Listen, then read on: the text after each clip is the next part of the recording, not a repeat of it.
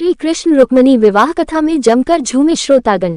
मौदहा हमीरपुर नगर के बड़ी देवी मंदिर में चल रही श्रीमद् भागवत कथा में वृंदावन धाम से पधारे श्रद्धेय श्री पुरुषोत्तम शरण जी महाराज ने आज अक्रूर लीला का वर्णन किया। मथुरा में भगवान श्री कृष्ण का भक्त अक्रूर रहता था। दुष्ट की नगरी में भी संत का वास होता है। जैसे लंका में एकमात्र विभीषण, ऐसे ही कंस की नगरी मथुरा में एकमात्र अक्रूर भक्त को वृंदावन भेजा। जो प्राणी वृंदावन जाता है उस पर श्री राधा रानी की असीम कृपा होती है। लेकिन जैसे अक्रूर ब्रज में आए सारा वृंदावन रो पड़ा, क्योंकि वृंदावन कृष्ण को चाहता है। कृष्णा वृंदावन से न जाए। जीव जंतु गया बछड़े यमुना व गिरिराज विलाप करने लगे। भगवान ने उन्हें परसों वापस आने का वचन देकर के गए, लेकिन आए नहीं। गोपियां कृष्ण की याद में उनकी लीलाओं का स्मरण करते रुदन करने लगी। भगवान ने मथुरा में जाकर के कंस का वध किया। कंस अभिमान व अहंकार का प्रतीक था। जब जीव वासना व अभिमान में लिप्त हो जाता है, तब परमात्मा स्वयं उसका कल्याण करने के लिए जाते हैं। भगवान का यज्ञोपवीत संस्कार हुआ और वह विद्या अध्ययन करने को गए। महाराज जी ने बताया कि जीवन का सबसे बड़ा धन विद्याधन है, जिसको चोर चुरा नहीं सकता, भाई बांट नहीं सकता, वह राजा कर नहीं लगा सकता। वह दान करने से बढ़ती है, कभी घटती नहीं है। 64 दिन के अंदर भगवान ने 64 विद्याओं को सीख लिया। सुदामा जी से भगवान की मित्रता हुई। वह लौट करके मथुरा आए। मथुरा में भगवान को ब्रज की याद आती थी। भगवान प्रेम के भूखे हैं। राम ही केवल प्रेम प्यारा। वृंदावन के लोगों ने भगवान से प्रेम किया। वह कुछ मांगते नहीं है, कुछ चाह नहीं है, कोई इच्छा नहीं है, केवल वह भगवान से प्रेम करते हैं। उद्धव भगवान का मित्र था। वह ब्रह्म ज्ञानी था, योगी था और प्राणायाम की सारी विधियां जानता था, लेकिन उसमें प्रेम नहीं था। भगवान ने उसको वृंदावन भेजा। ब्रज की रज में जाओगे तो वह रज तुम्हें प्रेम देगी। इसलिए उद्धव वृंदावन गया और ब्रजवासियों से मिलकर के आया तो भगवान का परम भक्त बनकर के आया। जीवन में प्रेम नहीं है, भक्ति नहीं है तो जीवन सुख व ज्ञान किस काम का, जिस ज्ञान से प्रेम पैदा ना हो। भगवान मथुरा से भी द्वारिका नगर चले गए और द्वारिका में जाकर के भगवान श्री कृष्ण ने रुक्मिणी के साथ में विवाह किया। उन्होंने कंस वध का भी विस्तृत वर्णन किया। कथा के बीच बीच हुए संगीत में भजनों में, जिसमें भजन सम्राट चेतन जी महाराज आगरा और उनकी सारी मंडली ने मधुर मधुर भजनों से सभी भक्तों का मन मोह लिया है।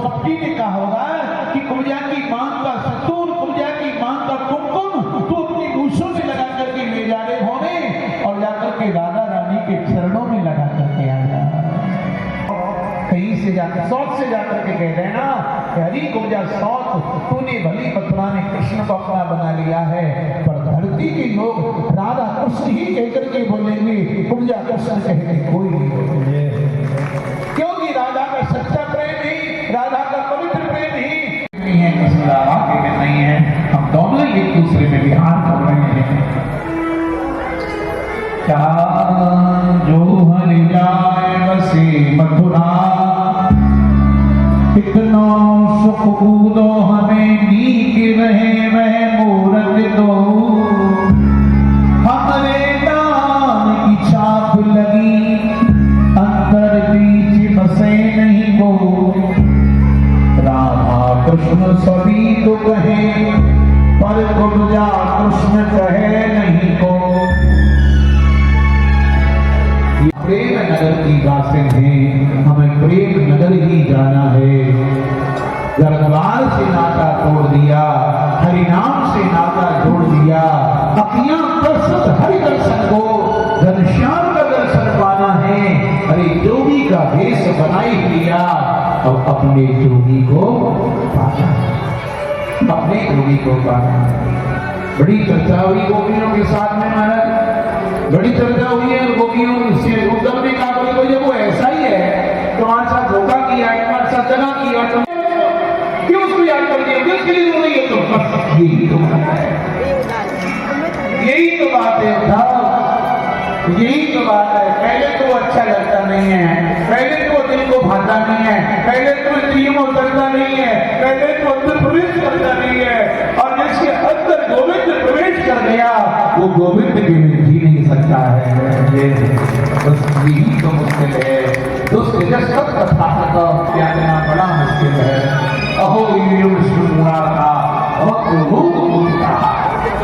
उनका चरणों में गिर पड़ा और कहीं दान करने से, जंगल करने से, यज्ञ करने से, तीर्थ करने से, नाना प्रकार के व्रत पूजा करने से जो जीव को गति की मिलती है, वो गति ब्रजगोपियों की चरणों की रज से प्राप्त हो जाएगी। भक्ति नंद ब्रज श्री नाम पाद अविश्वास ज्ञासा हरि कपोती कपोनाती भवन प्रिय, तुम्हारी चरणों की सारी कुलों को पावन कर देगी। फूल और सुंदर के ज्ञान की जम में मजा नहीं है।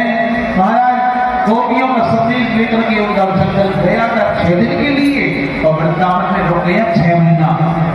तो आसक्त दिन मासा 6 महीने तक उद्धव वृंदावन से गया नहीं है। गया का गया, आया ये कहकर के, लेकिन जब ब्रज का रज करती है, जब ब्रज का प्रेम स्पर्श करता है, जब वृंदावन भी चलना लगता है, तो वृंदावन से रोता रोता आता है, उसका चीख पुकार उठ जाती है। वृंदावन से आके उन्होंने श्री जी दूर राधे राधे राधे राधे राधे राधे राधे राधे राधे, फिर वही देख रहे हो और जब आया है भगवान के पास आकर के बहुत रोया, तुम मुस्कुरा रहे हो, तुम मुस्कुरा रहे हो, फिर रो रहा हो, तुम मुस्कुरा रहे हो। भगवान पर याद कर, जब तू गया था तब हम रो रहे थे, तू मुस्कुरा रहा था, लेकिन अब तो वृंदावन से आया है, तू रो रहा है और हम मुस्कुरा रहे हैं। तुम्हारे वियोग में वृंदावन बहुत होता है। ठाकुर जी ने गजरा बंद करो, वो अपनी आंखें बंद करी, आंख खोल करके देखो, और निश्चित अपनी आंख खोल करके देखा, श्री कृष्ण में राधा और राधा में कृष्ण समाये हुए वृंदावन की जरासंध ने अक्षुणी सेना के लेकर के आ जाता है। महाराज बार बार इतनी सेना लेकर के आता है और ब्राह्मणों को पूजा पर बैठा दिया। हे ब्राह्मणों, यदि इस बार मैंने कृष्ण को नहीं हराया तो तुम सबका सर पाएगा। लोग किसी को छोड़ेगा नहीं। भगवान को ब्राह्मण भक्त हैं, कालीवन आया, तुम्हारी आंखों के अग्नि से जल तक बेवशू हो जाएगा। लोगों ने पीताम्बर उड़ा लिया, भगवान की कौमी में छोड़ दी और आया कालीवन, श्री कृष्ण शास्त्र की लात मानी तो मुझको उसकी आंखें खुली और आंखों से अग्नि पर से जल तक मिलाप हो गया। भगवान ने मुझको दर्शन दिया और मुझको भगवत धाम भेज दिया और कृष्ण बलराम पर्वत के ऊपर चढ़ गए। जरा ये बालक जलकर के मर गए, समाप्त हो गए। प्रभु ने बन गए, द्वारिका नाथ बन गए। आनंद की माता रेवती की कन्या रेवती जी के साथ में कृष्ण भगवान की बड़ी भाई बलराम जी का विवाह हुआ। बोली रेवती रमण भगवान की जय। देखो नारायण के बगल में लक्ष्मी जी की होगी, लेकिन बलराम जी अपनी पत्नी को बगल में कभी नहीं बैठाते। राम की बगल में सीता है, शिव की बगल में पार्वती है, नारायण की बगल में लक्ष्मी है, कृष्ण की बगल में राधा है, लेकिन बलराम जी की बगल में बलराम जी की घरवाली नहीं है। कभी जब ब्याह किया तो बोलो भाई दिखाने क्या करे, लेकिन अपनी पत्नी को अपने बगल में रखती। अरे राम जी तो दिखा रहे सीता जी को, कृष्ण भी तो दिखा रहे राधा रानी को, महादेव भी तो दिखा रहे अपनी पार्वती को, नारायण भी तो दिखा रहे अपनी लक्ष्मी जी को, इंद्र भी तो दिखा रहा अपनी इंद्राणी को, तो आप भी अपने बगल में रख देना। लेकिन बलराम जी कभी भी अपनी बगल में अपनी पत्नी को नहीं बैठाते। क्यों? लंबी लंबी लंबी और बिल्कुल बढ़िया सी बच्ची न लगे, नहीं सी छोटे नहीं ठीक ठाक करो, है ना। महाराज बलराम जी ने अपनी पत्नी को बगल में नहीं बैठाया। द्वारिका में भगवान पहुंच गए। आइए अब भगवान का विवाह उत्सव प्रारंभ कर रहे हैं। राजर्षि भीष्म को नाम विदर्वादी पतिरे महा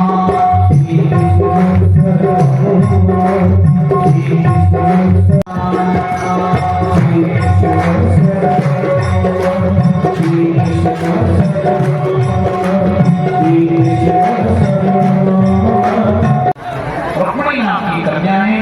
रुक्मणी बड़ी हो गई, प्रेम से बोल राधे। दो लोगों को नींद नहीं आती है, दो लोगों को नींद नहीं आती है। सुनो बड़ी माता अपनी महाराज, दो लोगों को नींद नहीं आती। किस को नहीं आती?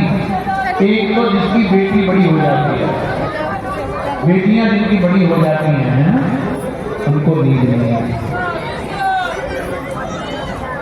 समय बहुत बुरा चल रहा है, घर के बाहर कुछ कहानी कितना भी पूजा पाठ करने वाला तुम्हारा बेटा है, तुम्हारी बेटी है, इतनी बढ़िया है, लेकिन घर के बाहर जो तूफान चल रहा है, जो माहौल बना हुआ है, वो आंधी बनी हुई है, समझे आप, जो स्थिति बनी बड़ी भयंकर खतरनाक है, बहुत ऐसे कानून में ऐसे वातावरण। एक जिसकी बेटी बड़ी हो जाए, उस माँ बाप को नींद नहीं आती, एक जिसके सिर पे कर्जा हो जाए, ऋण हो जाए, सब्जियां जिनके सिर पे कर्जा हो गया है, उनको भी नींद नहीं आती है। आय इतनी है नहीं, धंधा इतना है नहीं, दुकान इतनी है नहीं, नौकरी की पगार इतनी है नहीं, है ना, अब कैसे कर्जा उतारे, कैसे करें। महाराज रुक्मिणी बड़ी हो गई, बेटी बड़ी हो जाए, बाप फिर जब बेटी बड़ी हो जाती है तो बाप के लिए कोई सामान नहीं खरीदती है, हर चीज बेटी के लिए खरीदती है ना, बेटी के लिए खरीदती है ना। बेटी बड़ी हो गई, पिता ने देखा मेरी बेटी बड़ी हो गई है, बूढ़े हो गए थे पिताजी, अपने बड़े बेटे रुक्मिणी को बुलाया, मस्ती कर रहे हो, अपने काम धंधे में इतने व्यस्त हो, पता है रुक्मिणी कितनी बड़ी हो गई है, इसका विवाह नहीं करना। पिताजी चिंता मत करिए, हमें ना अपनी बहन के लिए अपने आप देख लेंगे, भाई तू भाई है मेरे बाप, तू भाई है मैं पिता हूं। अब बेटी की चिंता पिता को बहुत होती है, बहुत होती है।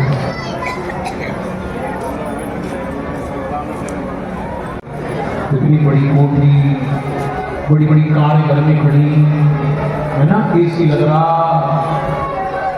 इतना माल, बड़ी घर में जाएगी मेरी बेटी, है ना, माता देखी, लेकिन ताली बजाओ कन्या की पिता की। जो बेटी का बाप होता है भाई, वो सुंदरता नहीं देखता, बेटी का जो बाप होता है भाई, वो मकान दुकान भी नहीं देखता, वो बेटी का बाप जो होता है ना, वो लड़की की योग्यता देखता है, यदि पढ़ा लिखा है तो सब कुछ कर लेगा, सब कुछ इकट्ठा कर लेगा। भागवत ने कहा कि महाराज पिताजी तो केवल अपनी पुत्री के लिए योग्य वर देखते हैं, योग्यता देखते हैं, पढ़ा लिखा है कि नहीं, बुद्धिमान है कि नहीं, और पढ़ा लिखा नहीं है, जुआ की आदतें, शराब की आदतें, गंदी गंदी आदतें, तो बाप कितना भी कमा के लग जाएगा, सब कुछ बर्बाद कर देगा। रुक्मिणी बड़ी हो गई, भीष्मक ने कहा, रुक्मिणी ने कहा शिशुपाल की शादी रहकर क्या होगा, बड़े लोगों ने खाने पीने का शौक होता है पिताजी, आप चिंता न करिए, रुक्मिणी के लिए हमने देख लिया, शिशुपाल ही आएगा, हम टीका करने जा रहे हैं, फराने में बारात आ जाएगी। पूरा बाप बंद कर दिया। रुक्मिणी को मालूम पड़ा, रुक्मिणी रोती है, भाभी ने पूछा आजकल तुम खुदी कैसे रहती हो, बोले मेरा भैया शादी शिशुपाल के साथ कर रहा है। तो कहा अपने यहाँ पंडित जी आते हैं पूजा करने, तुम एक काम करो, चिट्ठी लिख दो और पंडित जी को दे दो। रुक्मिणी ने रो रो करके एक चिट्ठी लिखी, महाराज 7 श्लोक थे उस रुक्मिणी की चिट्ठी में, और पंडित जी को दे दिया, कहा मेरी चिट्ठी लेकर के द्वारिका चले जाओ और फिर आइए। महाराज ब्राह्मण द्वारिका लेकर के चिट्ठी चले गए।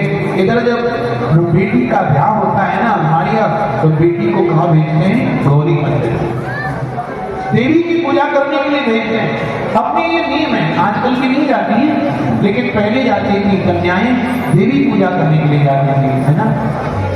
तो लक्ष्मी जी रुक्मिणी मैया गौरी मंदिर में नहीं है, और सखियों से कह रही है, सखियों माँ गौरी की पूजा करने के बाद सर्वमंगल मांगल्ये शिवे सर्वार्थ साधिके शरण्ये त्र्यंबके गौरी नारायणी नमोस्तुते है।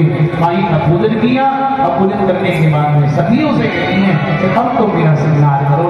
सखियां रुक्मिणी को सजा, आओ दोनों हाथ खोलो, महारानी बना रही है, आओ मेरी सखियों मेरे में।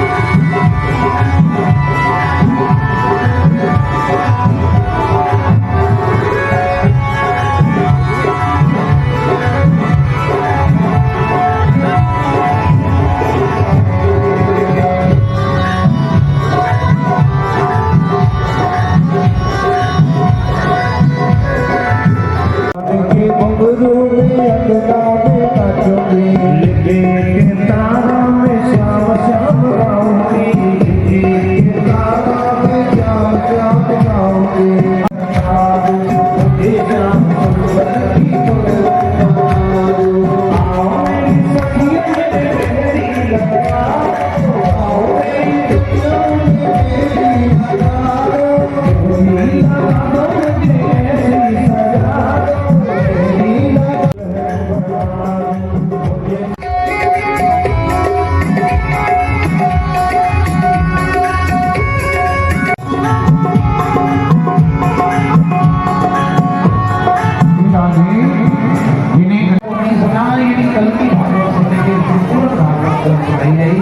आओ बड़े प्रेम से